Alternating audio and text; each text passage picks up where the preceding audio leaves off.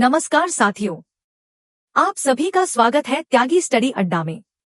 यदि आप UPSC, BPSC, UPPCS, SSC या किसी भी प्रतियोगी परीक्षा की तैयारी कर रहे हैं, तो यह एंशिएंट हिस्ट्री की सीरीज आपके लिए बहुत महत्वपूर्ण होने वाली है। आज हम प्राचीन भारतीय इतिहास का पहला अध्याय शुरू करेंगे। इस अध्याय का नाम है प्रागैतिहासिक काल यानी प्रीहिस्टोरिक पीरियड।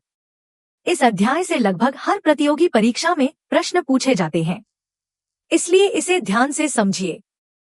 सबसे पहले एक सवाल, इतिहास कब से शुरू होता है? इतिहास उस समय से शुरू होता है जब मनुष्य ने लिखना सीख लिया। लेकिन क्या लिखना सीखने से पहले मनुष्य इस धरती पर नहीं रहता था? बिल्कुल रहता था। वह शिकार करता था, जंगलों से फल और कंदमूल इकट्ठा करता था, गुफाओं में रहता था, लेकिन उसे लिखना नहीं आता था। इसी कारण उस समय का कोई लिखित रिकॉर्ड हमारे पास नहीं है। इसी अवधि को प्रागैतिहासिक काल कहा जाता है, यानी वह समय जब मनुष्य था लेकिन लिखना नहीं जानता था। अब सवाल यह है, अगर लिखित प्रमाण नहीं है तो हमें इस काल की जानकारी कैसे मिली? इसका उत्तर है पुरातत्व विज्ञान। पुरातत्वविद जमीन की खुदाई करते हैं, उन्हें पत्थर के औजार मिलते हैं, जानवरों की हड्डियां मिलती हैं, गुफाओं के चित्र मिलते हैं, मिट्टी के बर्तन मिलते हैं। इन सब के आधार पर वे उस समय के मानव जीवन का अध्ययन करते हैं। यही कारण है कि प्रागैतिहासिक काल का सबसे बड़ा स्रोत पुरातात्विक साक्ष्य है। अब एक और महत्वपूर्ण बात समझिए। इतिहास को 3 भागों में बांटा जाता है। पहला, प्रागैतिहासिक काल, जहां लिखित प्रमाण नहीं मिलते। दूसरा, आद्यैतिहासिक काल, जहां लिखित प्रमाण तो मिलते हैं लेकिन उन्हें पढ़ा नहीं जा सका है। इसका सबसे अच्छा उदाहरण है सिंधु घाटी सभ्यता की लिपि। तीसरा, ऐतिहासिक काल, जहां लिखित प्रमाण उपलब्ध हैं और उन्हें पढ़ा जा सकता है। यह अंतर यूपीएससी कई बार पूछ चुका है। अब बात करते हैं प्रागैतिहासिक काल के विभाजन की। इसे 4 भागों में बांटा गया है। पहला, पुरापाषाण काल।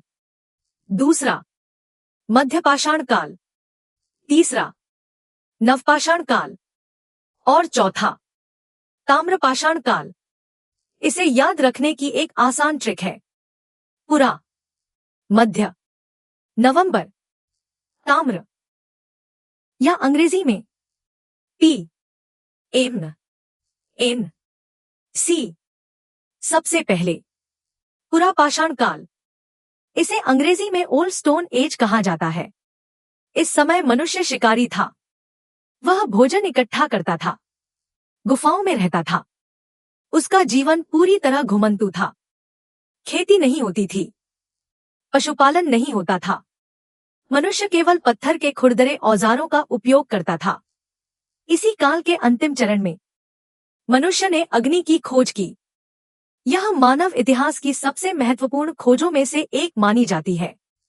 इस काल का सबसे प्रसिद्ध स्थल है भीमबेटका, जो मध्य प्रदेश में स्थित है।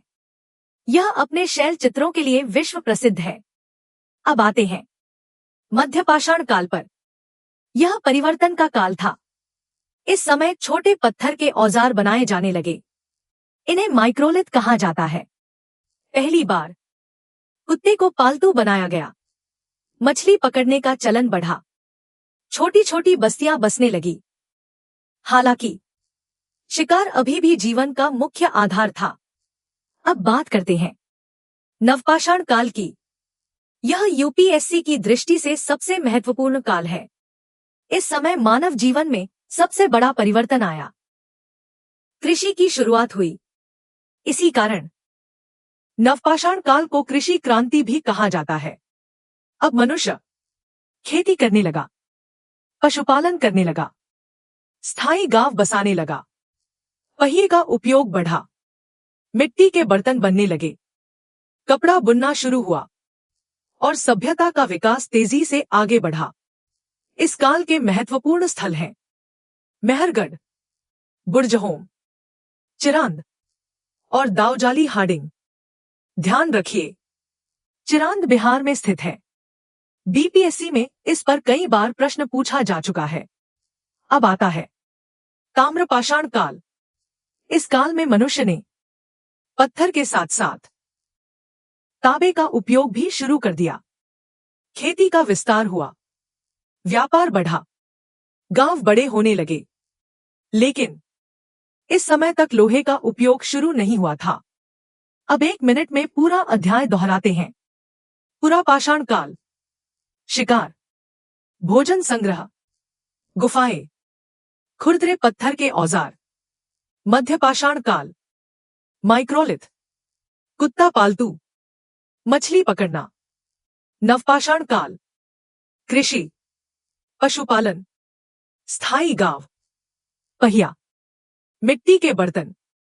ताम्रपाषाण काल, तांबा, खेती, व्यापार, बड़े गांव।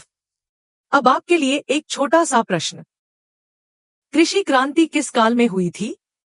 विकल्प है पुरापाषाण काल, मध्यपाषाण काल, नवपाषाण काल या ताम्रपाषाण काल।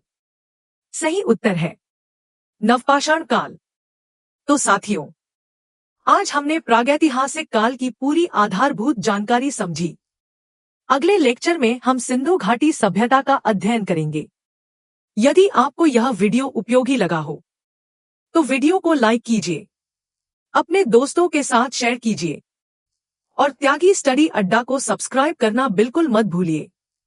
साथ ही बेल आइकन भी दबा दीजिए ताकि हमारी हर नई क्लास का नोटिफिकेशन आपको सबसे पहले मिले। धन्यवाद। जय हिंद।